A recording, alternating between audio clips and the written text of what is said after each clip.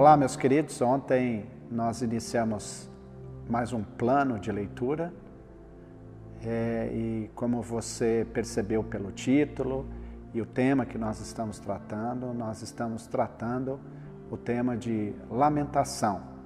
Isso mesmo.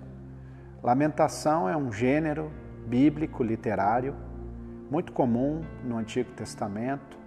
Nós podemos encontrar ele em diversos livros da Bíblia, assim como nós vimos na outra semana, quando estudamos a respeito do livro de Jó.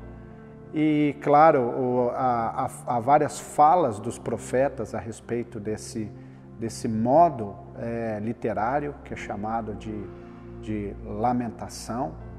E, claro, o grande livro que relata com muito mais profundidade, com muito mais intensidade esse tipo literário é o livro de Salmos.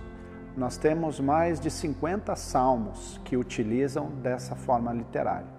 É importante dizer que esse estilo de redação, lamentação, ele não é a mesma coisa que murmuração e nem a mesma coisa que reclamação.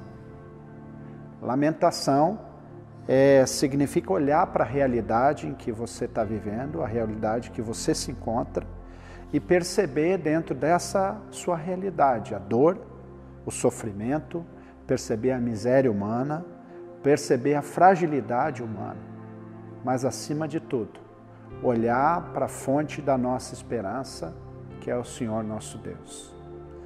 Então, ao longo dessa semana, quando examinarmos essa forma literária, nós vamos perceber que sempre de novo nós temos esse mesmo formato, esse mesmo estilo, de olhar e perceber a miséria humana, o sofrimento humano, de perceber a declaração da confiança em Deus e de perceber a libertação e o provento, o socorro que Deus oferece. Hoje nós estamos lendo o Salmo de número 4, e esse Salmo de número 4, ele traz esse apelo do salmista pela misericórdia de Deus. Ele fala, já no verso 1, ele diz: responde-me quando clamo a ti, ó Deus, que me faz justiça, livra-me da minha angústia e tem compaixão de mim, e ouve a minha oração. O salmista sabe que ele precisa recorrer à misericórdia de Deus, à compaixão de Deus, à interferência de Deus na sua realidade, na nossa vida. Ele percebe que Deus é aquele que pode ter a resposta para as suas angústias, para as suas dores e para os seus sofrimentos. Por isso que ele olha para a sua miséria, para a sua condição humana e clama a Deus que traga o provisionamento, que traga a libertação, que traga a resposta das suas perguntas.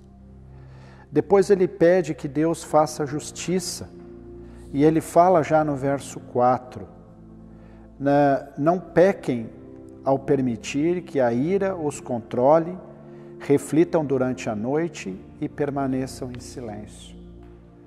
Um dos frutos que o sofrimento traz muitas vezes para a nossa vida é esse sentimento de rancor, de raiva, e muitas vezes esse ódio que cultivamos dentro de nós mesmos e somos incapazes de admitir e assumir.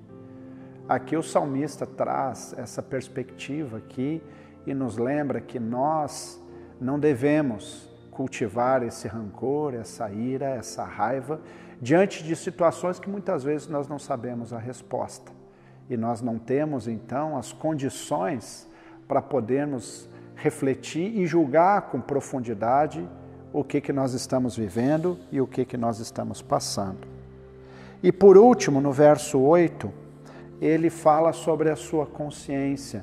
E ele diz o seguinte: em paz me deitarei e dormirei, pois somente tu, Senhor, me guardas em segurança. Essa consciência de que a injustiça que ele sofre, de que muitas vezes situações difíceis que ele está passando, nem sempre são frutos daquilo que nós mesmos produzimos. Nem sempre o sofrimento que nós estamos vivendo é causado por uma situação que nós nos colocamos. Existe uma questão muito mais complexa e muito mais profunda. Então, ter a sua consciência em paz diante de Deus, quando Ele diz, em paz me deitarei e dormirei. porque eu sei que a minha consciência está limpa e justa diante de Deus.